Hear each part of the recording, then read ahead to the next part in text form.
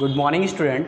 अगला next topic है capacitance में दो आवेशित चालकों को जोड़ने पर उभयनिष्ठ विभव तथा ऊर्जा हानि के लिए व्यंजक। यहाँ पर हमने दो गोली चालक ले रखे हैं जिनकी धारिताएं C1 और C2 मानी है, चार्ज Q1 Q2 और विभव V1 V2 है।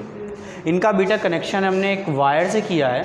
तो हम जानते हैं कि आवेश का फ्लो जो होता है वो हायर पोटेंशियल से लोअर पोटेंशियल की ओर होता है, यानी कि उच्च विभव से निम्न विभव की ओर होता है। और ये आवेश का प्रवाह तब तक होता है जब तक कि दोनों के पोटेंशियल सेम ना हो जाए। तो यहाँ पर मैंने दिखा रखे हैं कि दोनों के पोटेंशियल क्या हो गए हैं बेटा, सेम। अब चार्ज भी डिस्ट्रीब्यूट हुआ होगा, कुछ चार्ज यहाँ से यहाँ ट्रांसफ़र हुआ होगा। तो यहाँ पर फाइनल चार्ज मान लिया Q1 डैश और यहाँ पर Q2 डैश। पर आवेश तो हमेशा संरक्षित रहता है। तो आवेश संरक्षण के सिद्धांत से जोड़ने से पहले कुल आवेश जो होगा वो जोड़ने के बाद के कुल आवेश के इक्वल होगा। जोड़ने से पहले आवेश क्या था, इस पर Q1 और इस पर क्या Q2। तो टोटल कितना हो जाएगा Q1 प्लस Q2। यहाँ पर कितना है बेटा Q1 डैश और यहाँ Q2 डैश, दो टोटल कितना हो जाएगा Q1 dash plus Q2 dash. अब बात करते हैं Q बराबर होता है C इंटू V, यानी कि धारिता इंटू विभवांतर।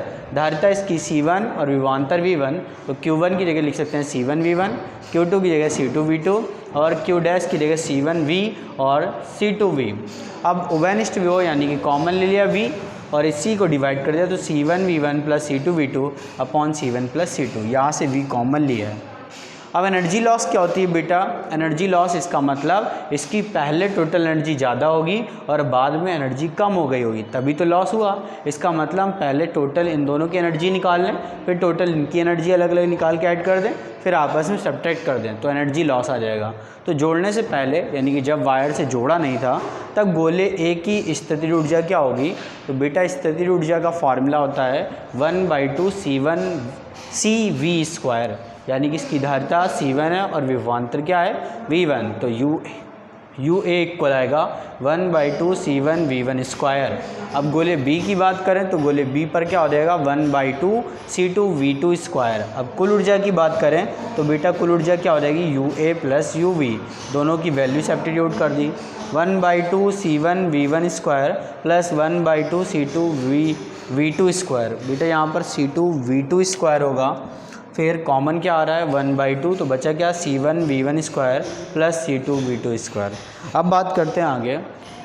जोड़ने के बाद गोले ए की स्थिर ऊर्जा क्या होगी, तो विभव तो क्या हो गया V और धारिता में कोई इफेक्ट नहीं पड़ा है। इसका मतलब गोले ए की स्थिर ऊर्जा क्या हो जाएगी, UA डैश से लिख दिया है, वो होगा 1/2, धारिता तो C1 है और उभयनिष्ठ विभव V स्क्वायर। फिर अब गोले B की स्थिर ऊर्जा की बात करेंगे तो UB dash equal 1/2 C2 V square. कुल ऊर्जा कितनी होगी, तो U बराबर UA plus UA dash plus UB dash, दोनों की वैल्यू यहाँ सब्स्टिट्यूट करिए। बेटा कॉमन क्या आ रहा है, तो 1/2 यहाँ आएगा C1 V1 और V कॉमन आ रहा था तो 1/2 C1 प्लस C2 और V कॉमन आ गया तो V स्क्वायर बाहर हो गया। एनर्जी लॉस क्या होगी बेटा, एनर्जी लॉस इसका मतलब पहले की एनर्जी ज़्यादा होगी और बाद की एनर्जी कम। और लॉस कैसे निकालेंगे, दोनों को सब्ट्रैक्ट करके। तो यहाँ डेल्टा U बराबर क्या हो जाएगा U minus U dash.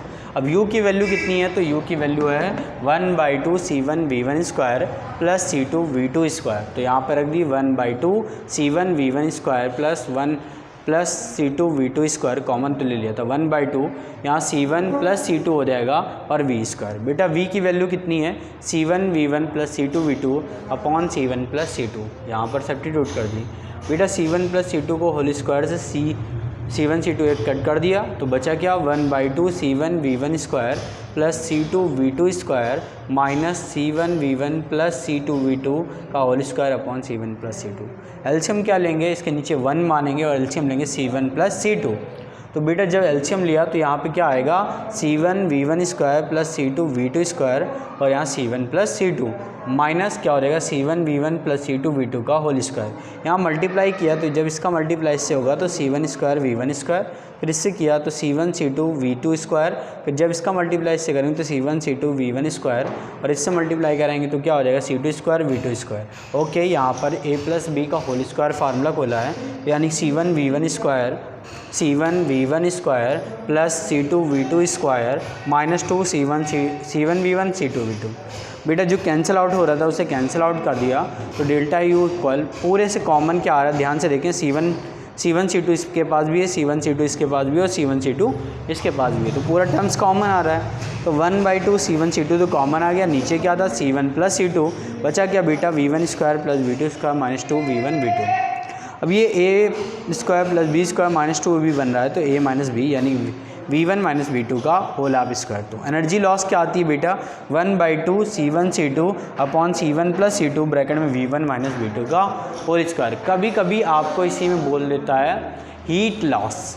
Heat loss क्या बेटा, एक्चुअल में जो एनर्जी लॉस हो रहा है वही हीट लॉस है। तो यहाँ कभी कभी इन कुछ सवालों में आप जब हीट लॉस निकालेंगे तो मैं यही फार्मूला लगाऊंगा 1/2 C1 C2 upon C1 + C2 यहाँ V1 - V2 का होल स्क्वायर। तो हीट लॉस का फार्मूला भी यही होता है। ओके, तो अब यहाँ पर हमने डिस्कस किया, आई होप आपको समझ में आया होगा।